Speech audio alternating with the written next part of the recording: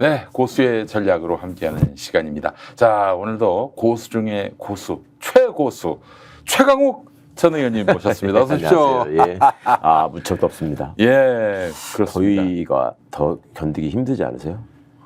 저는 글쎄 뭐 내내 에어컨을 틀고 다녀가지고 뭐 딱히 그렇게 느끼는 바는 없는데 저는 그렇게 살찌고 이러는 사람이 아닌데도 네. 이 겨울이 낫지 네. 여름은 진짜 제가 힘들거든요. 예. 나 특히 이렇게 땀나서 몸 젖고 막 그렇지. 꿉꿉하고 이런 게 너무 싫어서 저는 더운 것보다도 습한 날씨가 못 예, 견디겠더라고요. 얼굴에 뭐 덕지덕지 붙은 것 같기도 하고. 예, 그렇습니다. 이 한반도에서 이런 무속과 그리고 전쟁의 악귀들이 싹 사라지는 그날은 회청해질 것 같습니다. 예. 우리 교회들만 제대로 하나님 말씀을 전파해도 그건 금방 사라지지 않을까요? 하나님 말씀만 전해도 하나님 말씀이 다 그 말씀이잖아. 예. 엉뚱한 인간의 말씀을 전하다 보니까 그러니까요. 뭐 나라가 엉망진창이 돼가고 있는데 거기에 교회가 일조해서 너무나 안타깝습니다. 그러니까 예. 조금씩 그래도 달라지시겠죠. 그래도 근데 말이죠. 네. 그 뭐 돌아가는 거 보니까 차세대들도 뭐 그래요. 개차반이에요. 그래요. 뭐 옛날에 뭐 김장환, 김상환 네. 이런 세대들은 말할 것도 없고 최근에 제가 어제 대한예수교장로회 통합측이라고 대한민국의 예장교단 중에 가장 큰 교단, 제 아버지가 그 교단에서 목사도 하셨습니다만은 네. 그 교단 가가지고 교단장이 불륜하다 걸렸어요. 교단의 장이. 교단의 장이. 이게 뭐 대형 교회 목사인데 네. 이 사람이 그 무인 모텔로 네. 교회 여권사를 데리고 들어갔고 그리고 나왔는데 선글라스를 끼고 나오는 길에 장로한테 걸려가지고 그 앞에서. 현장에서 잡혔어요. 현장에서. 예. 그래가지고 물러나라고 어제 집회하러 갔는데 거기 뭐 또 정영근이처럼 안에서 얘기만 하고 그렇지 묵주 상담했다고 그럽니다. 상담 똑같은 논리예요. 야 이게 어떻게 컨셉이 달라지질 않나? 예. 아니 상담을 뭐하러 부인텔 가서 해? 자기 집무실에서 하면 되지. 누가 엿듣는 것도 아니고 말이죠. 이게 그거 속아 넘어가 주는 사람이 있을 거라고 생각을 했는지. 참 그래서 제가 뭐 그 교단 그 직원들한테 얘기했어요. 당신들 이 꼬라지 보고 그냥 주는 월급 잘 들어오면 된다 그거냐 좀 저항을 좀 하라고 제가 목소리를 높이고 왔습니다. 예. 근데 목사님들 그런 행각이 어찌 보면 좀 너무 일반화되는 것 같아서 걱정이야. 이게 이제 뭐 훌륭한 목사님들이 훨씬 더 많으시죠. 그렇죠, 근데 그 물론. 목사님들 이야기는 잘 보도가 안 되고 뭐 그런 진짜 뭐 사람이 개를 물어야 뉴스가 되지 않습니까? 예, 그렇듯이 나쁜 뉴스만 나오는데 그때도 교단장이면 안 되잖아요. 그렇죠. 정말 안 되죠. 뭐 이름 없는 교회 목사가 뭐 목사도 사람이니까 그런 범죄를 저지를 수 있는 그런 뭐 악마성이 있다고 보지만은 그래도 교단장이면은 그런 거 하지 말아야지. 또 들켰으면 그만둬야 되는데. 그러니까 그런 사람들이 신도들 앞에서 하나님 말씀을 전한다고 설교를 하고 다른 사람을 가리켜서 손가락질을 하고. 네. 그게 지금 진짜 환장하는 거죠. 시민들이. 게다가 그 목사가 말이죠. 전에 그 한번 지방선거 있던 달에 그 국민의힘 후보를 막 축혀 세웠다. 거기 다니시던 어르신 중에 아주 민주주의에 헌신하셨던 어른이 그 교회 때려치고 저희 교회 오셨어요. 그 교회 목사예요. 정말 참 한심한 인간들입니다. 그런 인간들은 하수 정도가 아니라 지하수예요, 그냥. 예. 그런 사람들이 지금 20%의 지지를 보내주고 있는 정권이죠. 참 안타깝습니다. 예. 자, 우리 뭐 좀 지저분한 얘기 한 김에 똥 검사 일파만파입니다. 예. 이성윤 전 서울중앙지검장이 이제 국회의원이 돼가지고 법사위에서 지지를 했는데 똥 검사를 이제 무대 위에 올렸어요. 그러니까 저는 이렇게 완전히 낯선 얘기는 아니었고 이 비슷한 얘기가 흘러나오는 거는 들은 적이 있는데 똥을 묻혔다 그 얘기까지는 들으신 겁니까? 근데 이제 그 당사자가 누구고 정말일까? 이 정도였지. 실제로 이제 그런 일이 벌어졌다라고 하는 거를 또 다른 사람도 아니고 이성윤 의원이 이제 검찰에 쭉 있었던 분이니까 본인이 재직하던 때잖아요. 2019년 그렇죠. 일이니까. 그 얘기를 하는 걸 보고 진짜 충격을 받았는데 시민들께서 느끼시는 충격은 제가 느끼는 것보다 그러니까 훨씬 더 심하시다고 여기는 게 제가 이제 그 전부터 늘 안타깝다고 좀 말씀을 드린 게 검사들을 그냥 우리가 그 살면서 만나는 일반 공무원들을 기준으로 생각하시면 안 된다. 그러니까 그런 공무원들 특유의 어떤 경직된 모습이나 그렇지. 조금 이렇게 특권의식. 답답하거나 예. 고루하거나 예. 그다음에 어떤 자리에 가면 자기의 어떤 이 직급을 과시하려고 하는 뭐 이런 조금 이제 안 좋은 성향을 보이는 공무원들이 있잖아요. 네네. 그 정도가 아닐까라고 생각하는 분들이 많았어요. 의원들 중에서도 뭐 대부분이 그렇게 생각했고. 네. 근데 실제 지금 윤석열, 뭐 한동훈, 뭐 다른 또 검찰 출신 뭐 김도, 유상범, 예. 정점식, 김웅 뭐 하는 것들을 쭉 보시면 그 정도 수준이 아니잖아요. 그렇죠. 그러니까 보통 일반적으로 생활을 하면서 그런 사람하고는 정말 상종하고 싶지 않은 그런 캐릭터를 가진 사람들이란 말이에요.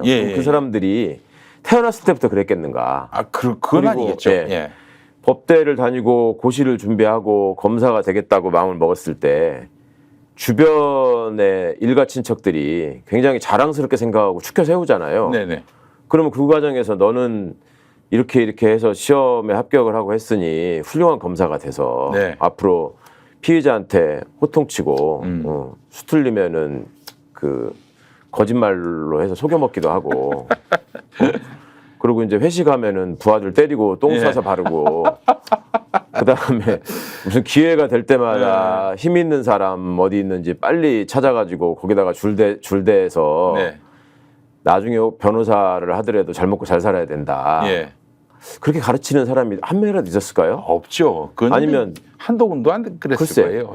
지네 집에 가가지고는 그러면 저기 처자식 앉혀놓고 아버지가 이 가정을 지키고 너네들이 행복하게 기르기 위해서 그 가진 사람한테는 철저하게 힘 있는 사람한테는 굴종하고 약한 사람한테 군림하는 멋진 검사의 모습으로 그 수틀리면 똥도 바르고 그런다. 그런 얘기를 떳떳이 할 수 있을까요? 특활비로 그 술하고 안주를 살 것이다. 뭐 이런 얘기를 할 것도 아니고. 그냥 뭐 아빠는 출세한 사람이기 때문에 고기 한 번 먹으면 한 400만 원 정도 먹는다. 그것도 저기 서초구에서 50m 거리에 있는 성남시 청계동에 뭐 백반 한 번 먹어도 뭐 49만 원 뭐 이렇게 먹고 그렇게 사는 게 올바른 공직자의 삶이다라고 얘기하는 사람이 있을까요? 없죠. 그 생각하기도 사실 어려운 행태란 말이죠. 근데 이런 일들이 벌어진단 말이죠. 이거는 뭐냐? 결국은 이거는 어떤 개인의 저열한 품성 이런 걸로 돌리기에는 너무 상황이 심각하다.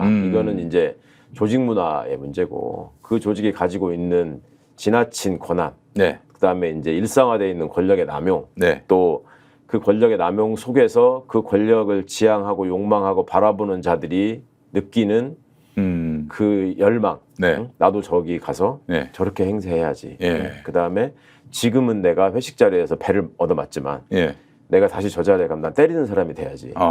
이런 식으로 만들어가는 그 조직 문화와 구조 이런 것들이 이제 심각한 문제인 것이고 그것이 대통령이라는 사람이 화재 현장에 나타나서 여당의 대표격인 사람을 만나는데 그 눈발에서 90도로 절을 하는 이승만 때도 박정희 때도 그런 일은 없었습니다. 그게 이제 한동훈이가 그때 90도로 고개 숙이면서 다음엔 내가 저 인사를 받아야지. 이런 마음을 품는. 그렇죠. 지금은 내가 숙이지만 너는 얼마 안 남았고 난 떠오르는 태양이다. 그것도 얼마 안 가서 또 그걸 보여주잖아요. 그러니까 그런 식의 습성을 가지고 있는 사람들이 지금 대한민국 정치권에 진출해 있고 여당과 정부를 주무르고 있는 상황. 이게 이제 너무 끔찍한 거죠. 아니 근데 그 이번 일을 보면서 느끼는 게 이 사람들은 정상이 아니구나. 우리 일반인들이 상상할 수 있는 영역의 인간들이 아니구나라는 걸 느끼게 됐습니다. 근데 이걸 동료 검사들은 어떻게 바라봤을까요? 이 새끼. 아니 이제 절대 바깥에 알려지면 안 된다라고 일단 저기 입을 닫는 게 입단속하는 게 중요했을 거고. 그다음에 모르긴 해도 아마 거기 이제 수사관을 또 때렸다는 거잖아요. 그렇죠. 그러니까 검사들이 아마 총동원 돼가지고 수사들한테 또 그 술 사주고 고기 사주고 하면서 많이 또 달랬을 거예요. 절대 이게 일부러 알려지면 안 된다. 그다음에 그 조직의 특성 자체가 굉장히 전체주의적인 문화를 갖고 있기 때문에 그렇죠. 거기서 혹시라도 배신을 해서 저기 이 주류에서 벗어나게 되면 어떤 가혹한 보복이나 응징이 따르는지 그다음에 그렇게 하기 위해서 얼마나 수단 방법을 가리지 않는 조직인지를 그 사람들이 스스로 잘 알기 때문에 지금까지 어찌 보면은 이게 그냥 대나무 숲 정도 흘러나왔던 얘기가 네. 이제 총선 결과로 22대 국회가 이렇게 압도적인 의석으로 이렇게 열리다 보니까 네. 이런 일이 생기는 거잖아요. 그리고 법사위원장이 예를 들어서 김도읍 씨가 앉아있었다고 해보십시오. 그 질의가 제대로 진행될 수 있을까 있습니까? 아마 질의 시작하고 10초 만에 끼어들어가지고 이상현은 뭐합니까 지금? 이거부터 하고 이제 무슨 저기 여당 의원이라는 자들이 또 일어나가지고 무슨 뭐 자리를 나가버리고 뭐 이런 짓을 하면서 회의를 방해를 했을 텐데 지금 법사위를 민주당이 위원장을 가지고 와서 하니까 이런 것들이 국민들이 알게 되고 이것이 국회가 존재하는 이유잖아요. 맞습니다. 권력기관이 가지고 있는 그 저급한 하위 문화가 어떻게 그 현실이 어떤 현상이 진실이 어떤 것인지 그 모습을 이미 많이 느꼈다고 생각하시지만 아직도 여러분들이 모르시고 아직도 못 보신 게 있다. 이성윤의 엑스파일이 굉장히 많겠어요. 아니 근데 저는 사실 아니 왜 똥을 바르지? 왜 똥을 그 민원실에다가 싸지? 똥을 둔다와 똥을 싼다가 있는데 똥을 둔다는 정상적으로 하는 거고 똥을 싸는 거는 뭐 예를 들면 뭐 흘린다든지 아예 그냥 아주 파행적으로 몰상식적으로 이제 배설을 할 때 똥을 싼다라고 그러는데 똥을 싼 거 아니겠습니까? 검사들을 이제 어릴 때부터 이제 학생 때부터 저는 봐왔을 거 아니에요. 어떤 애들이 검사가 되고 검사가 돼서는 어떻게 살아가고 무슨 생각을 하고 어떤 모습으로 변해가는가 이런 거예요. 그러니까 그 굉장히 권력 지향적이고 그 권력을 갖느냐 못 갖느냐에 따라서 굉장히 사람에 대한 시선이나 이게 달라지고 그것이 나중에 어찌 보면 그 수익과도 직결되고 그런 조직이 또 굉장히 상명하복 체계가 철저해가지고 타이트하게 돌아간단 말이죠. 그런데 외부의 평가는 또 자기가 그 조직 안에서 느끼는 거하고 상당히 차이가 있어. 내부에서는 자세히 몰라. 그러니까 바깥에 나가면 내가 대단한 사람인 것처럼 껐덕거리고 행세를 하는데 들어오면 뭐라고 비유해야 될까? 초임 검사 같은 경우에는 그 군대 막 갔을 때 막 그 소위 달고 임관한 소대장이 오면 모든 사람이 무시하거든요. 그냥 이등병보다도 더 무시하거든. 그래가지고 막 그 사병들이 그렇게 못 살게 굴기도 하고 그러니까 병사들도 그러고 부사관도 그러고 뭐 고참 장교들이야 더 말할 것도 없고 모든 사람들이 무시하는데 거기서 이제 계속 눈치를 보면서 어떻게 해야지 내가 하루를 무사히 넘기나라는 생각을 할 거 아니에요. 근데 복무기한이 정해져 있는 군인의 경우에도 그런 상황에서 인격이 왜곡된단 말입니다. 그게 자꾸 반복되게 되면. 근데 여기는 복무기한이 정해져 있는 게 아니라 최대한 오래 있고 싶어하고 지 스스로는 내가 여기서 누구한테도 뒤지지 않고 나는 당연히 장군감이다라고 생각하면서 있는 군인이라고 한번 생각을 해보세요. 그러면 그 안에서 나는 아직 중인데 저게 지금 잘 나가는 대령이 있는데 내일 모레 저게 장군 진급을 할 것 같은데 저 사람이 뭘 봐도 나보다 나은 게 없어. 근데 어쨌거나 그 사람은 그 자리에 가 있고 나는 지금 그 자리에 가기 위해서 열망하는 사람이야. 그러면 검찰 조직의 특징이 법원하고 완전히 다른 것이 이 사적인 관계나 공적인 관계에서 이렇게 반말을 합니다. 반말. 야, 이리 와봐. 그 똑바로 서. 뭐 그렇게 해가지고 이렇게 선배가 안겨주는 이 사랑이야 하면서 이렇게 줄 세워놓고 따귀를 때린다거나 이런 짓들을 한단 말이에요. 그러면 거기서 느끼는 그 자괴감이나 또 억눌린 분노 같은 게 있고 복수심과 수치심이 또 함께 공존을 하는 거죠. 그러니까 얘네들의 특징이 뭐냐면 제가 수십 년을 지켜봐 온 후배들의 경우에 수십 년 동안을 이렇게 보고 있으면 얘가 어느 스타일의 애고 어느 정도의 성격을 가진 애고 어느 정도의 악성과 선함을 가진 애라는 걸 제가 대충 알 거 아닙니까? 그 나중에 검사로서 했던 행동이나 조직 안에서 출세하기 위해서 승진하기 위해서 움직이는 모습들을 이렇게 보면은 제가 알고 있는 사람과 완전히 다른 인간이에요. 완전히 달라요. 완전히. 그러니까 사람이 양면성을 가지고 있다가 어떤 상황에서 이게 조금 더 발현되고 어떤 상황에 가면 이게 더 이런 차원이 아니라 그냥 두 사람이 한 몸에 있는 거예요. 지킬 앤 하이드처럼. 이중인격. 그거를 제가 발견하면서 정말 깜짝깜짝 놀래거든요. 지금 나이 50이 넘어가지고 이제야 안 거예요. 제가 얘들이 저런 애들이었구나. 그리고 이제 술을 마시면 실수를 굉장히 많이 합니다. 네. 그게 이제 대표적인 게 술을 마시면 자기 욕망을 막 드러내요. 그러니까 그렇게 조용조용하고 그렇지. 순진해 보이고 네. 이렇게 선배만 만나면 각듯이 이렇게 하던 애가 예. 술자리에 갑자기 막 술이 취해가지고 야, 오. 무조건 총장 될 거야. 예. 난 무조건 검찰총장이야. 예. 너네들 나중에 변호사 할 때 두고 봐. 막 이런 얘기를 해. 오. 이게 이제 탈이 나가지고 검사 생활을 오래 못하는 경우도 있고 그 다음에 또 어디 신혼집에 저기 그 집들이 가거나 이럴 때 꼭 예. 술에 만취해가지고 예. 그 무슨 냉장고를 열고 소변을 봤다거나 뭐 옷장 열고 소변을 봤다거나 이런 일화가 진짜. 꼭 있습니다. 예. 근데 난 똥 발랐다는 얘기는 이번에 처음 들었는데 그러니까 그만큼의 어떤 이 예. 억눌린 정의감, 억눌린 인격 이런 것들이 어딘가에서는 탈출구를 찾아야 되잖아요. 네. 근데 그 조직 안에서 생활하고 또 가정에서 생활하고 이런 건 전부 다 가식일 수밖에 없거든. 그리고 다른 사람들을 만날 때도 네. 굉장히 지가 똑똑하고 아는 게 많고 네. 정의로운 것처럼 행세를 해야 되잖아. 오. 그리고 하나도 안 겸손한데 겸손한 척 해야 되고. 그렇지. 예. 그런 것들이 하나하나가 이렇게 쌓이게 되면 예. 정신적으로 그게 멍들 수밖에 없죠. 어딘가 언젠가는 한번 이게 폭발할 기회를 자꾸 표출이 돼야 되는데 예. 그게 이제 뭐 후배 검사를 때린다거나, 예. 그 다음에 뭐 집에 가가지고 뭐 와이프를 두둑에 팬다거나, 그 다음에 그 술집 가가지고 막 그렇게 주사를 부리면서 추태를 부린다거나 이런 걸 이렇게 드러나는 거죠. 뭐 동료 여검사나 뭐 혹은 뭐 그렇죠. 그렇지 않은 성적으로 이제 막 그렇게 한다거나 추행을 하기도 하고. 예.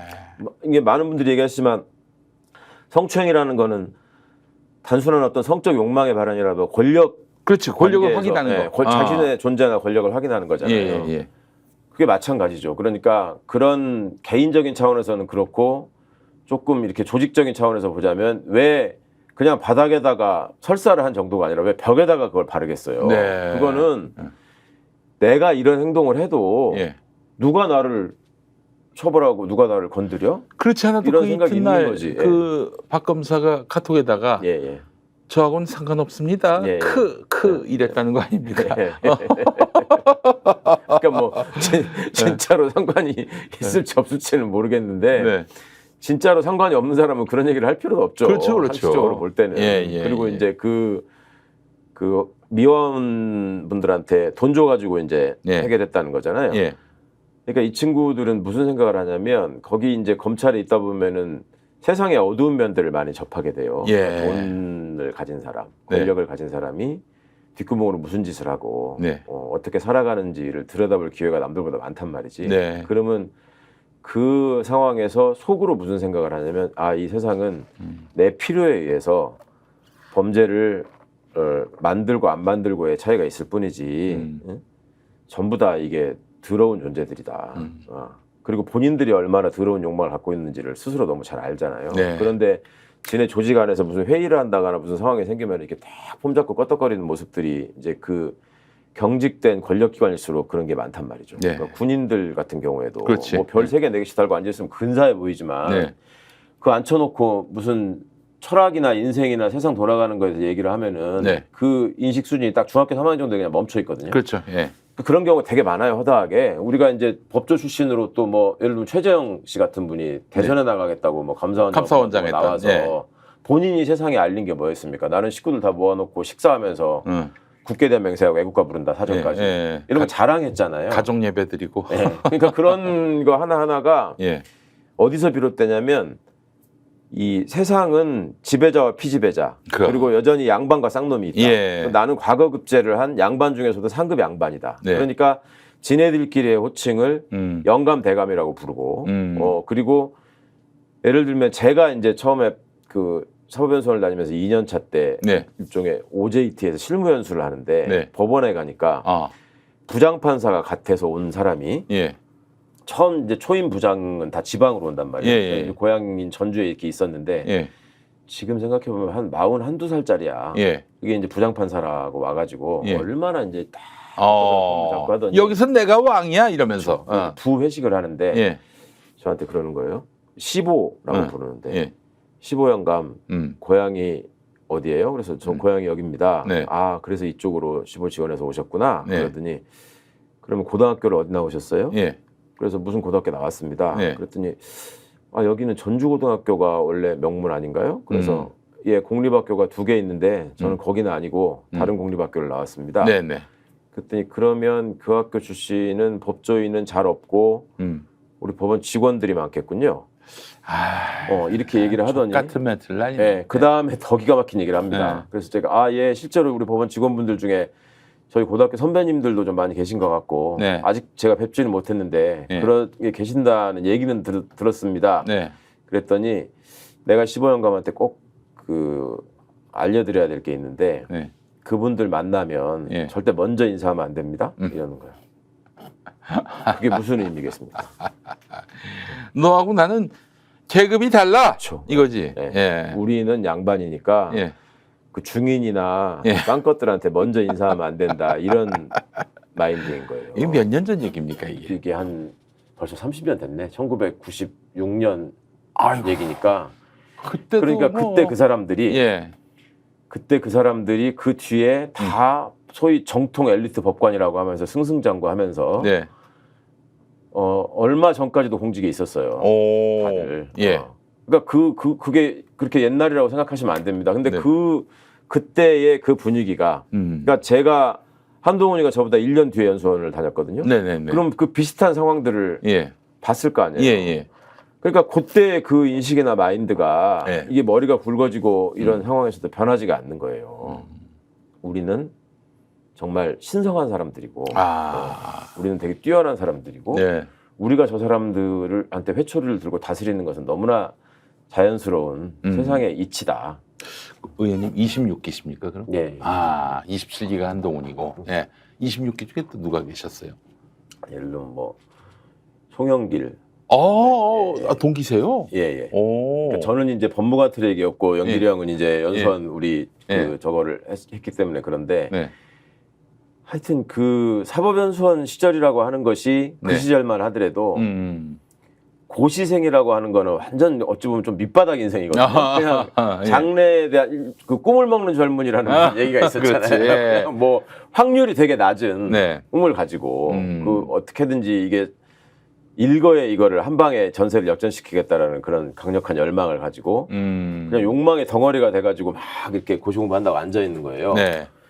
그럼 그 상황에서 어느 날 갑자기 내가 생각했던 문제가 나왔다는 이유 하나만으로 이게 갑자기 정말 백지한장 차이인데 이게 이제 딱 방이 붙어가지고 내가 합격자라고 이렇게 보이는 순간 그때부터 이제 인생이 딱 그날부터 이제 인생이 달라지기 시작합니다. 딱 발표된 당일날. 내가 이제 완전히 인생이 대전환을 만나게 됐다. 발표된 딱 당일날 이미 이제 사법연수원을 다니는 선배들이나 뭐 학교 선배나 이런 사람들이 그날 저녁 때 축하한다고 하면서 룸사롱을 내려가죠. 룸사롱. 거기서부터 시작하는 거예요. 이제 법조인으로서의 어떤 아이덴티티나 인식이.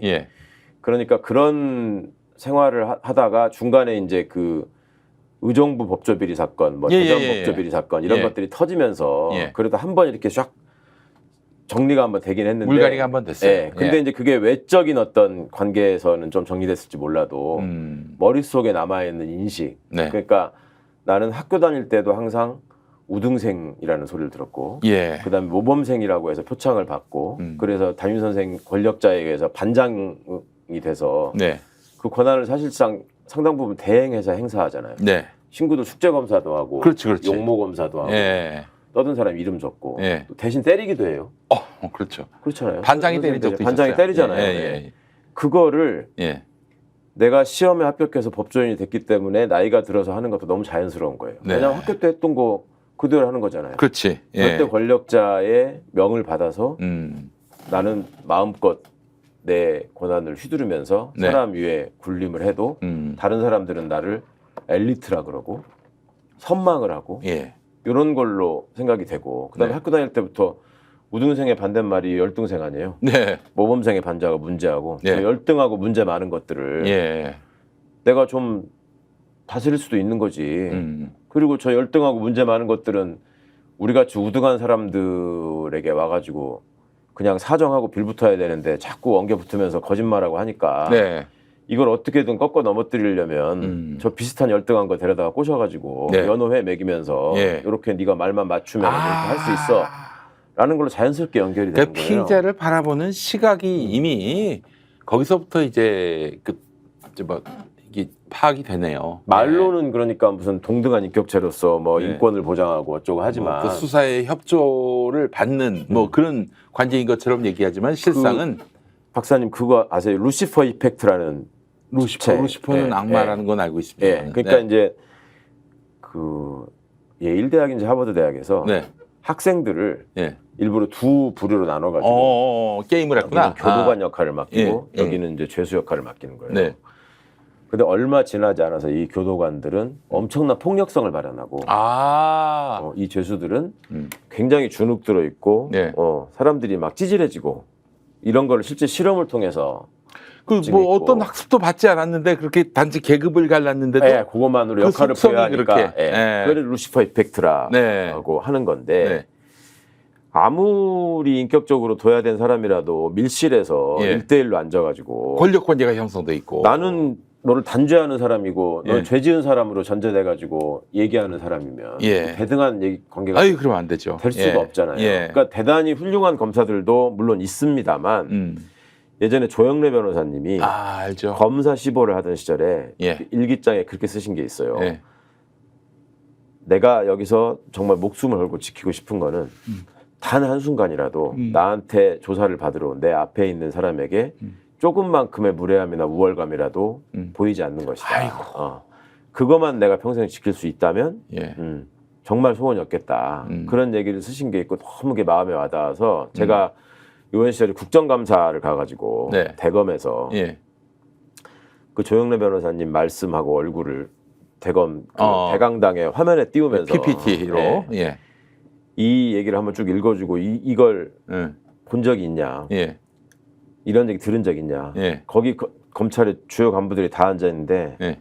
한 놈도 없어요. 처음 들었다는 거야. 그리고 어떻게 생각하냐 그랬더니 좋은 말씀이라고 생각합니다. 그런데 현실적인 관계에서 사람이 가지고 있는 어떤 그 본성상 네.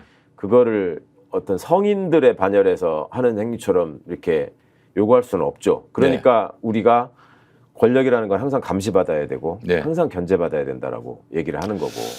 그런데 얘들은 보면 항상 밀실에서 뭔가를 만들어내고 견제받지도 않고 감시받지도 않고 그러니까 지네들끼리 술 먹으면서 서로가 서로를 두들겨 패고 저쪽 가서 똥 누는 놈이 있고 뭐 이런 일이 벌어지는 겁니다.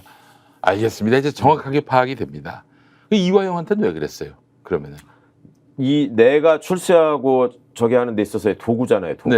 그리고 이재명을 잡아오면은 이 도구를 잘 활용하면은 그 뒤에 인생이 어떻게 되는지를 가장 극명하게 보여주는 사람이 윤석열, 한동훈이 눈앞에 모델로 있잖아요. 그러네. 이거를 어떻게 해서 만들어 가느냐에 따라서 나는 대통령도 될 수 있고 순식간에 법무부 장관도 될 수 있고 검찰총장 같은 거는 뭐 껌이고 이런 생각을 한단 말이에요. 그리고 그렇게 해서 설사 무리하게 해가지고 나중에 이게 들통이 나더라도 제대로 처벌받는 사람을 단 한 번도 본 적이 없어요. 검사 중에 처벌을 받은 사람을 찾기란 거의 없어. 그리고 그러다가 민주당이 야당이 돼가지고 심지어 이제 그 대법원이 공소권 남용이라고 한 거를 가지고 탄핵 소추를 하니까 그것도 괜찮다고 그러잖아요. 심지어 헌법재판관 셋이나 되는 헌법재판관이라는 자들이 불법이라는 거는 전혀 없다. 이렇게 판결을 하지 않습니까? 그러니까 그런 것들을 보면서 어떻게 생각하겠어요? 이게 혹시라도 들통 나더라도 내가 처벌될 가능성은 극히 낮다. 그렇죠. 그렇지만 이게 잘 성사가 돼서 엮어가지고 이 사람을 고립시켜서 꿀리게 되면 나한테는 엄청난 게 주어지는데 엄청난 보상과 대가가 따르는데 그거를 어떤 사람이 안 할까요? 이거 어떻게 마다할 수 있을까요? 그러니까 결국에는 윤석열이 성공한 모델이 아니라 가장 크게 실패한 사례로 만드는 것이 제일 중요하고 그러면 이제 검사들도 그게 결국 윤석열이 뭐 타도당하고 그 법의 심판을 이제 감당하게 되고 그러면 정상화될 수도 있겠다는 생각이 드네요. 아니 저는 역사적 어떤 섭리에 의해서 지금 순리를 따라가고 있다고 생각해요.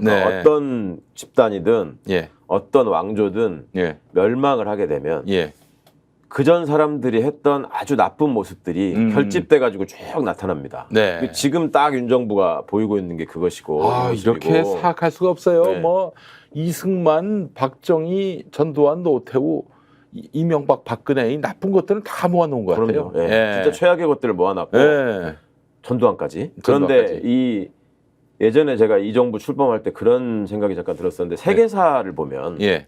노예 왕조라고 번역이 되는 왕조가 있는데 마물루크 왕조라는 게 있습니다. 마물루크라는 게 그 이슬람 왕조가 용병으로 썼던 사람들이에요. 네. 자기 이 권력을 지키기 위해서. 예. 근데 이 사람들이 점점 이제 그 측근으로서 힘을 발휘하게 되고 힘이 세지니까 자기들이 왕을 갈아치우기도 하다가 나중에는 왕을 죽여버리고 자기들이 왕을 해요. 네. 지금 딱 대한민국 검찰이 보이고 있는 그러니까 권력이 자기를 지키기 위해서 검찰권을 활용한 거 아닙니까? 네. 그러다가 이제 검찰하고 거래를 통해서 뭐 하나씩 던져주고 하다가 네. 얘들이 이제 전직 대통령들도 구속하고 대법원장도 구속하고 네. 소위 말해서 옛날 마물루크의 그 노예 용병들이 왕을 갈아치우는 경험을 했단 말이에요.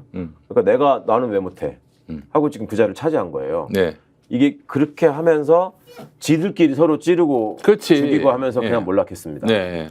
그 코스를 그대로 지금 따라가고 있는 그 검찰 내에서 좀 또 반란의 기운이 좀 느껴지시나요? 있을 수밖에 없죠. 지금 당장 한동훈이가 보이는 모습만 해도 그렇지. 한동훈. 입안의 혀 정도가 아니라 네.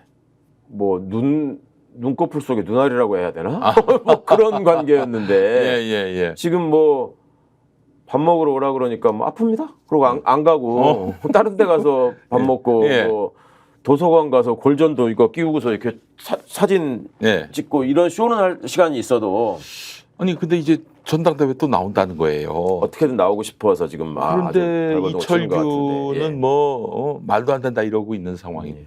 충돌을 할 상황인가요? 어떻게 보십니까?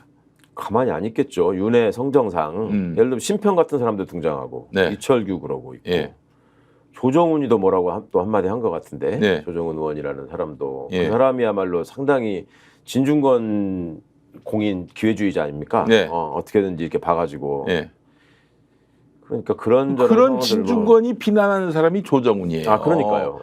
기회주의 세상에 살다가 진중권이 욕할 정도면 말도 안 거지 그러면 진짜. 나경원한테 뻔뻔하다는 소리 듣는 사람이 있고 진중권한테 기회주의자 소리 듣는 사람이 있고 야 이거 진짜 뭐 하여튼 지금 이제 그런 사람들이 뭐라고 한마디씩 떠드는 걸로 봐서는 이제 윤회 의중은 확실하게 드러나서 전달되고 있는 것 같고 그리고 이거를 이제 뭐 어떻게 정리해 나갈 것인가에 대한 내부적인 어떤 음모나 논의들이 계속 벌어지고 있는 것 같고 그러니까 한도 상당한 위기의식을 느끼는 것 같고 그래서 며칠 전에 내가 용선하고 맞서는 일은 없을 것이다라는 식의 얘기를 또 흘리고 했었잖아요. 아니 너는 그럴 수 있어도 윤석열이 그러겠냐 이거예요. 그렇죠. 그러니까 서로 어차피 그 배신을 하고 뒤통수를 때리면서 성장해온 역사를 공유해온 사람들이기 때문에 그렇죠. 서로가 서로를 보면서 개가 왜 서로 꼬리를 물면서 막 이렇게 그렇죠. 뭐 이런 식으로 될 거죠. 아니 그러면은 그 한동훈이가 윤석열한테 이런 걸로 들이받을 수 있을까요? 최병 특검 받아야 한다. 이런 걸로 혹시 좀 이미 차별화를... 그거는 선거 과정에서 내뱉은 말이 있어가지고 그걸로 하지는 못할 거고 그들의 방식이 항상 뒷구멍으로 이렇게 스며들어가지고 뒤통수를 때리는 방식이기 때문에 어떻게 예를 들면 뭐 저기 김건희와 관련된 무슨 치명적인 자료를 점점 이렇게 흘려보내게 한다거나 그래서 상대로 하여금 조용히 굴복하게끔 만든다. 그런 수법을 쓰지 정면 승부는 해본 적이 없는 자들이에요. 그러네요. 항상 뒷구멍으로 장난을 쳤지. 그런데 정면 승부를 안 하면은 지금 한동훈은 윤석열의 대안이 돼야 하는데 대안이 되려면 차별화를 해야 하는 거고 차별화를 안 하고 그냥 조용조용히 그냥 상대를 굴복시킨다? 또 굴복당할 윤석열입니까? 우리가 그건 지금까지 정치인들 바라보면서 지켜봤던 일종의 정치 문법이고 상식인데 그 친구들은 정치인 출신이 아니에요. 그렇죠. 예를 들어서 전두환 노태우 관계에서 전두환이가 백담사를 왜 갔습니까? 누가 보냈습니까? 그다음에 전두환은 노태우한테 자리를 물려주면서 네. 영향력을 잃지 않기 위해서 당시에 국정자문회의라는 걸 만들어가지고 원로 회의인가 뭐 네, 하여튼 예. 국가원로 자문회의, 네. 국가원로 자문회의라는 걸 만들 내가 자기가 의장이 돼가지고 네. 수렴청장 하겠다는 의사를 보였다가 네. 바로 다 아웃되고 예. 쫓겨났잖아요. 예. 그 이순자 씨한테 형님 하면서 늘 따라다니던 김옥숙 씨가 갑자기 딱 돌변하더라는 거 아니에요. 예. 그런 게 권력의 속성인데 예. 윤과 한의 관계는 예. 전두환 노태우의 관계하고 비슷하면서도 완전 다르죠. 네. 거기는 어쨌거나 조금 하나가 더 우위에 있는 친구 관계고 네네. 여기는 그냥 예. 오야분과 꼬붕의 관계잖아요. 그렇죠. 예. 그 차원이 달라. 네. 그러면 이 꼬붕의 입장에서는 예. 오야붕을 그 넘어서는 방법이 예. 어떻게 합니까? 영화 같은 데도 보면 깡패가 조직을 접수할 때 예. 오야붕한테 정면으로 맞서가지고 그렇죠. 일단 아니, 꽂아야지 일단. 아니 형님 예. 이거 이렇게 하시면 안 됩니다. 예. 1대1로 맞짱을 뜹시다. 예. 이 구역에 누가 왕이 돼야 될지 그렇게 네. 하나요?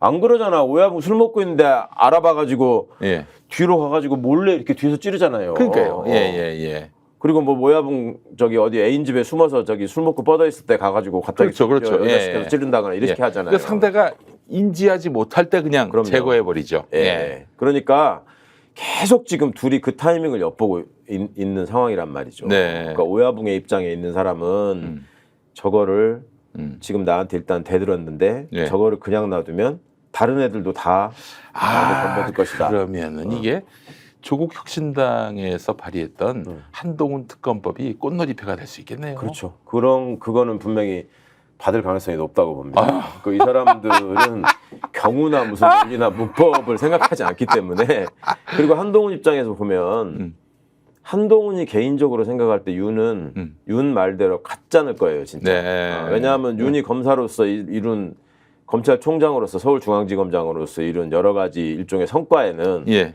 다 나의 기획과 나의 언론 플레이와 그렇죠. 나의 조종이 다 담겨 있다. 이게 예. 내 작품이고 윤을 그냥 포장만 내세웠을 뿐이다라고 생각해. 네. 한동훈은 윤은 내가 다 한 거라고 생각해. 예. 그러면 한 입장에서 내심 예. 이걸 인정하기에는 굉장히 한계가 있는 거죠. 그리고 또 다른 한편으로 보면 얼마나 거짓말을 하고 사실관계를 왜곡시키고 호도해가지고 저 자리에 갔는지를 제일 잘 아는 사람이 한동훈이잖아요. 네. 그러면 한동훈이 배우고 성공한 모델은 윤의 방식이에요. 그렇죠. 윤이 언제 정면 승부를 했습니까? 계속 국민들을 속이고 그 앞에 자기를 대단한 검사인 것처럼 포장하고 네. 그렇게 해가지고 또 나중에 이제 혐오 정서를 불러일으키면서 갈라치게 하고 그 제가 손바닥에 왕자 쓰고 짐작하건데 그 문재인 대통령 정부 청와대 고위 인사들한테 예. 끊임없이 내가 대통령님한테 뭐 이렇게 저항하거나 뭐 비수를 꽂을 사람이 아니다. 나는 우리 대통령님의 성공을 위해서 정말 애를 쓰고 있다. 김건희도 그렇게 이명숙 기자한테 얘기했던 거 아니에요. 마지막까지 자기의 어떤 본질을 드러내지 않고 계속해서 기만하긴. 그 정도를 넘어섭니다. 그래요? 최근에 이제 그 원전 사건 무죄 한정되고 뭐 이랬잖아요. 예. 그 사건이 처음에 감사원에서 최재형 씨가 감사원장 할 적에 네. 시작한 일이잖아요. 예. 그리고 이제 그 감사원의 의결로 고발이 안 되니까 네. 뒷구멍으로 자료를 검찰청에다가 갖다 줬다는 거잖아요. 우리 최재형 씨가 감사원장 할 때 수사 의뢰를 한다고 어쩌고 하면서 예. 그렇게 시작된 일이거든요. 예. 근데 그때 윤이 예. 청와대 핵심 인사들한테 네. 전화를 해가지고 예. 저기 최재형 씨가 뭐 이런 걸 보냈는데 예. 이상한 사람입니다. 이런 거 가지고 진짜? 이런 거 가지고 이게 감사원이 한다고 그래서 다 사건이 되고 뭐 이런 게 아닌데 뭐 이런 식의 얘기를 하면서 예. 심지어 지금 그 산업부 장관이나 공무원들이 예. 빠져나가려면 그렇게 진술하세요. 그리고 제가 지금 애들이 뭐 그 영장 올리는 거 제가 지금 한참 맡고 있으니까 뭐 이렇게 속여먹었어요. 실제로 그 상황을 저는 직접 제가 들은 얘기는 아니지만 그 들은 당사자로부터 들었는데 실제로 그때 상황이 벌어진 걸 보면 영장 청구하네 어쩌고 하면서 한참 동안 시간이 갑니다. 그런 상황들이 있었거든요. 그러니까 결국엔 영장 발부했잖아요. 당연히 발부했죠. 아니 정경심 교수도 구속영장 청구 안 하겠다고 한 사람이야. 그래요? 예, 이거는 거짓말의 수준이나 차원이 생각하는 범위를 넘어선다니까. 그러니까 이제 노영민 그 비서실장이 윤은 절대 그 정치를 안 할 것이다. 네. 대선에 안 나갈 것이다. 라고 했던 거는 확실한 그 믿음이 있었던 거예요. 대표적으로 속았던 사람이에요. 아니 근데 정말 윤이 그렇게 나 정치 안 한다. 그러니까 내가 보세요. 이러는 거는 문 대통령님에 대한 충정일 뿐이다. 이렇게. 어떤 방식이었냐면 네. 뭘 하나 저질러. 네. 그러면 외부에서 이제 너 왜 그래? 네. 뭐 하는 짓이야? 막 이렇게 네. 얘기할 거 아니에요. 네. 그러면 이건 대통령을 위해서 내가 하는 일이고 여기까지만 하고 더 이상 없습니다. 네. 저를 너 어떻게 보십니까? 저를 믿으십시오 하다가 네. 그 다음에 이제 사람들이 다른 일 때문에 이제 바빠가지고 그쪽으로 가 있으면 또 이만큼 더 가 있어. 근데 너 거기 그만큼 안 간다고 왜 그러는 거야? 그랬더니 역시 이것들이 나는 저기 몰랐는데 뭐 이걸 또 애들이 이렇게 했네요. 그러면서 더 이상은 제가 이거 저기 못하게 할 테니까 책임지고 맡겠습니다. 그리고 또 그 옛날에 히틀러가 2차 대전을 일으킬 때 네. 처음부터 야금야금 이렇게 먹어 들어가잖아요. 그렇죠. 뭐 예. 체코까지만 내가 하겠다. 뭐 더 이상은 안 간다. 이러고. 저기까지는 안 간다. 그러면서 계속 거짓말을 하고 상대방을 약간 이렇게 마음을 좀 풀어지게 하는 거짓말에서 계속 약속을 하면서 이걸 마음의 문을 풀어놓고서 계속 들어가는 거예요. 그러니까 그러니까 제가 공수처에 적극 찬성이고 공수처 권한이 확대돼야 되고 뭐 수사 기소는 당연히 분리돼야 되고 제가 수사권을 행사하는 마지막 총장이 되겠습니다라는 말을 한 사람 그거 정말 제가 계속 말씀드리잖아요. 일반적인 공직자를 기준으로 우리가 일상적으로 봐왔던 정치인을 기준으로 보시고 판단하면 안 된다니까요. 절대로 정치 검사들은. 한동훈도 그 수법 쓰겠네요. 제가 대통령님을 전 디스하지 않을 겁니다. 맞서지 않을 겁니다. 그렇지만은 그렇지만 자신의 어떤 대권 야욕을 채우기 위해서 그러고서 한 발씩 한동훈이가 지금 가고 있잖아요. 윤석열식으로. 제가 보기에는 고수법을 그대로 지금 하고 있는 거예요. 그러니까 진짜 가짜고 웃어서 내가 정말. 알겠습니다. 이런 흐름이 있었군요. 제가 오늘 많은 걸 배웠습니다. 아니 그러면 이제 한동훈이가 이렇게 들어오는데 어떻게 결과적으로 한동훈이 대표가 될 수 있다고 보세요? 글쎄 지금 뭐 저당의 수준이나 이런 걸로 봐서는 벌써 어대한이란 말이 나옵니다. 어차피 대표는 한동훈이다. 근데 뭐 또 일각에서 두고 봐라 그렇게 안 될 거다라고 또 얘기를 하잖아요. 지난번에 누굽니까 저기 그 김기현 대표 될 때. 네네. 그때 김기현이 대표될 거라고 아무도 생각 안 했는데. 그때 뭐 유승민, 안철수, 나경원 이런 사람들이 거론됐죠. 그러다가 다 아웃됐잖아요. 그때가 그거 아닌가요? 아무 말도 안 하면 아무 일도 일어나지 않는다. 뭐 이런 소리 하고 그럴 때 아니에요? 예. 이제 벌써 이제 두고 했던 말 같습니다. 하나 둘씩 기어 나와서 얘기하는 걸 보면 이제 공작이 시작된 것 같은데 이게 지금 언제 한다는 거예요? 8월에 한다는 건가? 아마 그 무렵에 할 겁니다. 그죠? 그렇다는 거죠. 아직 시간이 있으니까 앞으로 이제 그 구역의 그 나와바리를 서로 차지하기 위한 그 혈투가 벌어질 텐데. 근데 아스팔트 보스들의 그 한동훈에 대한 거부감은 실로 대단합니다. 아마 그게 그 윤석열로부터 뭔가 메시지가 온 게 아닌가. 그거야 총선 때부터 보였던 현상이잖아요. 그쪽 진영에 그쪽 진영에 누가 그러대? 그쪽 진영에 김어준 역할을 하는 게 신혜식이라며. 신혜식이가 지금 맨날 한동훈이가 좌파라고 그러고 있다면서요. 그 이제 만약에 야권에서 탄핵하면은 거기에 동조할 그 예비 배신자다. 이런 식으로 얘기를 했어요. 그러니까 유승민이라는 분이 아무리 자기 나름대로 일종의 합리적 보수를 자임하면서 입 바른 소리를 해도 그 당 안에는 입지가 없잖아요. 그렇죠. 계속 배신자라고 하잖아. 그러니까 한동훈이 과연 본인의 바람대로 순탄하게 입성할 수 있을 것인가? 저는 아직까지는 회의적입니다. 그렇게 할 수 있는 집단이 아니다. 그리고 뭐 지금 김건희가 하자는 대로 다 아는 분위기인데 김건희가 특히 더 싫어한대요. 그럼요. 김건희 입장에서는 저게 지금 누구 때문에 저렇게 된 건데 저게 지금 나를 지금 검찰청에 오라는 거야? 뭐 이렇게 받아들이고 있다는 거거든요. 아니 하여튼 뭐 한동훈이가 그렇게 해서 감옥 가면야 뭐 우리는 좋은 거죠. 뭐 아니 윤석열의 그 거부권. 이제 앞으로 또 많은 법들이 이제 통과가 될 텐데 거부권을 계속 행사하면은 이거 말짱 도루묵 되는 거 아닌가? 이런 가운데 국민권익위원장을 지낸 전현희 의원이 그 거부권 행사를 할 때 본인과 가족의 건에 대해서는 행사할 수 없게끔 하는 이런 법안을 내놨는데 이 사실 그 거부권은 헌법 사항 아니겠습니까? 네네. 이런 예외 규정을 법률에 뒀을 때 상충되는 건 아닌지. 전혀 문제가 없죠. 아, 문제 없습니까? 손 의원이 질의 과정에서 잘 설명하시던데 네. 그 헌법재판관이나 네. 그 법관들이 네. 재판을 할 때 네. 본인이나 본인의 가족과 관련된 일이 있으면 네. 그 재판에 관여하지 않고 회피하도록 돼 있습니다. 네, 네, 아니면 네. 자동으로 제척되기도 하고요. 자기 관련돼 있으면. 그 법원도 그런다면서요? 그러니까 그게 법관들이 판단하는 것은 헌법상의 권리란 말이에요. 네, 네, 네. 예. 그런데도 그런 제한이 있죠. 네. 그리고 그걸 법으로 정했단 말입니다. 예. 이게 이제 법관들한테만 해당되는 일이냐? 예. 대통령의 경우에 예. 거부권만 있는 게 아니라 사명권이 또 있어요. 그러네요. 그렇죠. 사명권이 거부권에 관한 법률이나 거부법이라는 법은 없잖아요. 네네네. 사면권은 사면법이 있어요. 대한민국 법률이 공포되는 순서에 따라서 제 몇 호 이런 게 있잖아요. 네네. 1호 법률이 1호 법률이 뭘 것 같아요?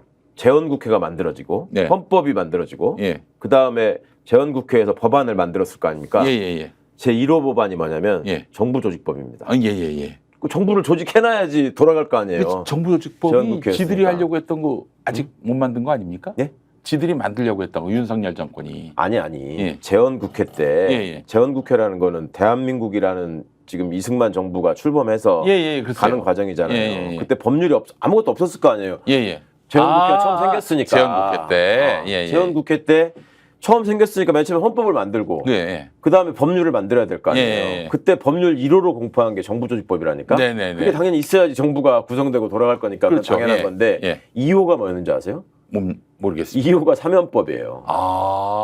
그 사면법이라는 건 대통령의 사면권을 행사하는 절차나 한계나 내용들을 규정하고 있는 거거든요. 네네네. 그래서 지금 사면권이 예. 계속 사면법의 발전의 역사를 보면 예. 법률안 2호로서의 법안이 예. 계속 대통령의 권한을 축소하고 제한하는 쪽으로 사면법이 계속 이렇게 개정돼 왔습니다. 예. 그러니까 대통령의 권한이기 때문에 이거는 내 마음대로 행사해도 된다라고 하는 거는 이미 사면권을 보더라도 네. 그냥 법률로서 제한할 수 있다는 예가 그렇구나. 이미 재헌국회 때부터 법을 처음 만들 때부터 있었다니까 이거는. 이 대통령의 헌법적 권한을 법률로서 얼마든지 예, 그 제한을 둘 수 있다. 예. 근데 만약에 그래서 이제 전현희 의원이 법을 냈단 말이죠. 이 국회에 통과될 거란 말이죠. 예. 요거 윤석열이 거부할 수 있습니까? 거부하겠죠. 거부하겠지. 예. 거부하고서 이제 예. 워낙 항상 그런 거잖아. 저질러 놓고 예, 그렇지. 뭐 나중에 저기 무죄가 되든 뭐 예. 저기 헌법 소원이 받아들여지든 그거는 몇 년 뒤 문제다. 예. 본인이 그렇게 얘기했잖아요. 선거운동 과정에 대학생들 앉혀놓고 그렇지. 일단 기소가 되면 예. 니네들은 잘 모르는데 예. 무죄가 되더라도 패가망신하는 거다. 그렇지. 어? 예. 그런 사례로 조국이나 저를 만들려고 했던 거 아니에요. 네네네. 예. 예. 그런 일 때문에 고발 사주 같은 것도 저질렀던 것이고. 그렇지. 예. 그 사건이 지금 제가 이제 내일 선고인데 네. 벌써 2심 선고가. 그래요. 예. 제가 뭐 사건 지금 저 국회의원 잘리고 나니까 사건 다 끝났다고 생각하시는데 아직도 재판 많아요. 근데 이제 그 중에 이게 두 번째 사건의 선고가 내일인데. 네. 그러니까 하여튼 그런저런 과정에서 이 사람들은 법을 항상 이용하는 법 기술자로서의 그 네. 법을 도구로만 생각을 했지. 네.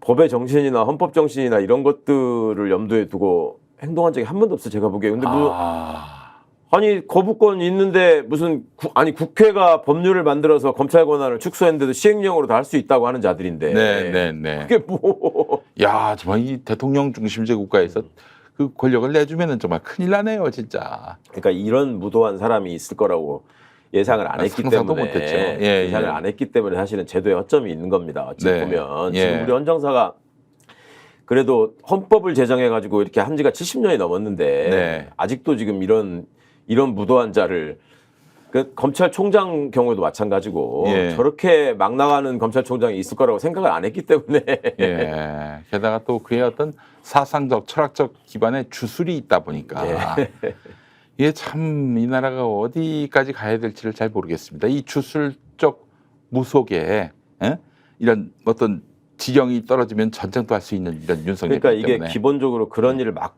저지를 수 있는 거는 국민을 개돼지로 알기 때문이에요. 네. 그러니까 국민이 나를 뽑아준 게 아니라 예. 나는 내 힘으로 그렇지. 내지는 하늘의 뜻으로 나는 당선된 사람이다. 네.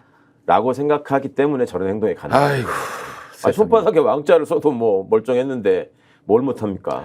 정말 그런 윤석열을 가능하게 했던 이 목사들, 네. 목사들에 대한 좀 분노가 정말 침입니다. 목구멍까지. 그러니까 그런 분들은 무슨 생각을 하나요? 왜 목사님들이 자신들이 이 대한민국 수구 기득권의 일부이자 핵심이라고 생각하죠? 야당은 싫으니까 지금 저 민주 그러니까 정당은 어떤 점 때문에 싫은 거예요? 그러니까 특혜를 안 주니까. 그러니까 어떤 특혜를 줘야 되는데 안 준다? 아니 목사가 한마디로 그러니까 목사가 오라고 하면 와서 이명박처럼 무릎 꿇고 그렇죠. 해야 되는데 그런 그걸 거. 안 한다 뭐 이런 그래서 거예요. 자기가 이제 세상 권력자들도 무릎 꿇리는 그런 사람으로서 자기 어떤 사회적 위상을 포지셔닝해야 되는데 민주정부는 그걸 인정하지 않으니까 도리어 막 그냥 법대로 원칙대로 하려고 그러니까 짜증나는 거죠. 그래서 이제 사실은 우리 평화나무에서 공명선거감시단 통해서 목사들 설교 모니터하고 불법을 막 그렇게 재판정에 세우고 그러니까 이런 건 못 견디는 거예요, 인간들이.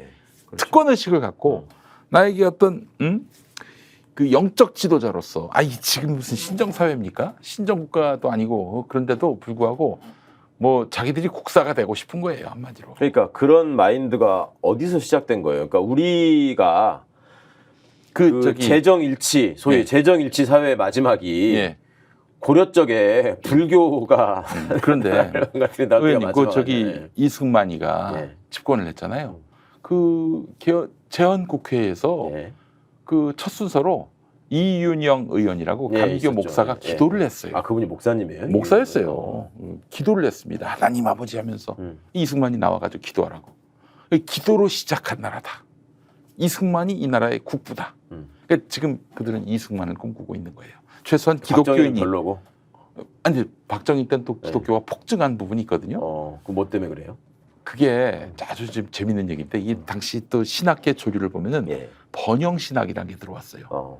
그러니까 말하자면 교회를 다니고 예수를 믿으면 부자가 된다. 뭐 이런 것들 이런 게 그냥 기독 신앙을 넘어서는 거예요. 그렇죠. 그러니까 당시에 이제 압축성장 시대에 막 시골에 살던 분들이 다 서울 올라왔는데 서울 올라온 사람들이 이제 도시 빈민으로 있으면서 너무 살기 힘드니까 그런데 이런 그걸 파고 들어갔구나. 그런 정서를. 도시 빈민들이 자칫 잘못하면은 폭동을 일으킬 수 있는데 주일마다 우리 조용기 목사님이 다 여의도에 불러 모아가지고 샤샤샤샤 하면서 이 사람들로 하여금 막 기도로서 울분을 풀고 그 돌아가서는 감사하고 뭐 이렇게 기도하고 찬양하고 뭐 그런 삶을 살게 만들어서 그래서 당시 실제로 조용기 씨 얘기는 새마을 운동과 함께 새마음 운동 해가지고 평일에는 그 박정희가 막 선도하는 뭐 그런 압축성장 주일에는 여기서 이제 울분을 다 푸는 그 역할 분담을 했다는 거예요. 조용기 말로는 자기가 박정희하고 함께 그런 이제 생각해 보면 참 무슨 일인데 그렇기 때문에 그들은 이승만 시대로 돌아가서 당시 이승만은 그랬잖아요. 적산들을 다 교회에다 갖다 주고 또 적산부를 할 때도 교회가 혜택을 받았어요. 교회가 대부분 혜택을 받았죠. 뭐 지금 그 서울 중구 저동에 있는 영락교회도 원래는 일본 그 천부교 땅이 그거를 그대로 받아가지고 그 교회로 만든 거고요. 뭐 그 밖에도 지금 군종제도 만들었잖아요. 군대 군종제도. 그 당시만 해도 기독교만 허용을 했어요. 맨 처음에는요. 그럼요. 그 박정희 천주교도 없었고. 그렇지. 박정희 때 가서 불교 천주교가 된 거고. 그리고 우리나라 최초의 민간 방송으로 CBS 기독교 방송을 허락을 했어요. 이게 그리고 또 그와 함께 불교 그리고 민족 종교 다 그냥 짓밟고. 그러니까 미국을 뒷배로 두고 있었던 것도 꽤 영향이 있었던 거 아니에요? 당시에 목사님들이. 그러니까 전광훈을 비롯한 이런 목사들은 정말 이승만 시대가 그 유토피아. 그렇게 인식이 됐던 거죠. 근데 그런 시대를 다시 복원시킬 수 있다. 생각이 그거구만. 정치 권력하고 손잡고 신도들의 군림하는. 그러니까 정광훈 씨 말처럼 내가 벗으라고 하면 다 벗는 그렇지. 이런 막강한 그 위세를 누리고 싶다. 이제 김영삼 장로 대통령, 이명박 장로 대통령, 황교안 장로 대통령 그들의 로망이었어요.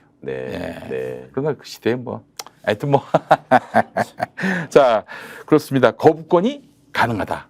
그러나 또 이것도 윤석열이가 이 대통령의 거부권에 그 제한을 두는 그 법이 통과됐다 하더라도 거부권을 아니 그게 행사하면 법이 없어서 지금 헌법 위반이 아닌 게 아니라 이미 김건희 특검법, 최혜병 특검법에 대해서 거부권 행사한 것 자체가 예. 계속 얘기하잖아요. 헌법의 정신에 있는 내재적 한계를 지금 그치. 일탈한 것이다라는 예, 말을 예. 하잖아요. 이미 위헌이에요. 아. 그런데 본인이 그 상황에서 이미 다 저질렀는데 예. 그걸 법을 만들었다고 해서 또 내가 저기 안 한다? 시행령 또 만들 걸? 해도 된다. 뭐 결국 이제 국민들이 들고 일어나서 그럼요. 끌어내리는 수밖에 없다. 이거는 탄핵 마인드를 계속 쌓고 있는 거고. 네. 자, 우리 저 의원님이 그 이제 최초로 문제 제기하셨고 예. 소송을 그러니까 고소를 하신 거죠? 고발을 하신 거죠? 예. 김건희 주가 조작. 아, 예, 예. 예. 그 지금 보니까 그 수사팀의 의지는 좀 살아 있는 것 같은데. 그 친구들은 이제 이게 어차피 그 국민적 관심사가 됐기 때문에 네. 여기에다가 이름을 올려가지고 똥바가지를 쓰는 일은 없어야 되겠다. 최소한 그 뭘 우리가 열심히 했다라는 신용이라도 해야 된다라는 네. 생각을 하는 것 같아요. 예. 그런데 지금 보니까 그 공범, 예. 전주 네. 이 사람에 대해서 그 이 공소장 변경을 법원으로부터 허가를 받았단 말이죠. 2심에서 지금 네네. 그건 2심으로 갔는데 이거 그러면 같은 전주인 김건희도 처벌할 근거가 마련된 것 아닌가? 그렇죠. 같은 논리인 거고 예. 그 전주보다도 김건희 통장이 훨씬 더 많이 등장하고 글쎄 말입니다. 예, 자금이 예. 활용되고 했으니까 예. 그런 사전포소이고 일종의 이제 그 걔들도 카드가 있어야 되니까 그렇죠, 그렇죠. 이원석 입장에서도 예, 예. 뭐 그런 이원석인 그러면 김건희를 어떻게든 사법 처리한다 이런 생각이 있다고 보세요. 이원석은 뭐 거기까지 갈 수는 없는 존재고 다만 일단 이제 모양새만 나는 최선을 다했다라는 식으로 해서 예. 본인이 예. 그 일종의 아주 나쁜 짓만을 한 그 노예적인 역적 수준의 검찰총장이다라는 소리는 안 듣겠다. 구색을 갖추는 정도. 그렇죠. 구색 예. 갖추기. 예. 원래 그 스타일이 그래요. 이원석이라는 검사의 스타일이. 퍽이나 지가 이렇게 굉장히 무슨 원칙을 지키는 정도를 걷는 검사인 것처럼 예. 포장하고 싶어하는 그런 예. 욕구가 어릴 때부터 있었기 때문에 동생이 이보석이라고 하는데 맞습니까? 아예 농담입니다. 농담입니다. 웃겨보려고 한 말이에요. 예, 예. 알겠습니다. 와, 오늘 이제 검사들의 속내, 그 민낯, 본질 이걸 제대로 파헤친 다시 것 한번 같습니다. 말씀드리지만 이게 그 구성원들 모두가 그런 삶 속에서 살고 있다는 게 아니라 네. 그 안에서 권력을 휘두르는 자들이 보이고 있는 모습들이 네. 그렇게 왜곡되어 있기 때문에 네. 구성원들도 오염이 되고 함께 욕을 먹을 수 있는 상황밖에 안 되고 있고 네. 그런 구조가 온전되고 있으면서 네. 이렇게 막강한 권한을 한 손에 쥐고 흔드는 한 이게 바뀔 가능성도 별로 없고 네. 근본적인 수술이 돼야 된다. 그 검사, 똥 검사, 네. 이거 저 공수처 수사 대상 맞죠? 네, 그럼요. 뭐 품위 유지의 의무를 쳐버렸고. 예. 아니 이제 일단 사람 때리고 뭐 어떻게 한 게 일단 폭행죄가 되고 네. 그 다음에 그 검사가 때린 겁니까? 아니 네. 그 관련자들이 예. 똥 바르고 이런 거는 공영 건물에다가 오늘이라도 가서 한번 저 파출소라도 가가지고 똥 노가지 한번 발라보세요. 어떻게 되나? 이걸 제가 실험할 수는 없는 노릇이고. 그렇죠. 공공기관 건물에다가. 그럼요. 민원실에다가. 이게 단순 손괴죄도 아니고 공영물 손상 뭐 이렇게 할 수 있으니까. 알겠습니다. 그 공수처의 수사 의지도 한번 좀 보도록 하겠습니다. 자, 오늘 고수의 전략 우리 최강욱 의원님과 함께한 시간이었습니다. 그 내일 재판 구형은 어떻게 났습니까? 몰라요. 생각도 안 나네.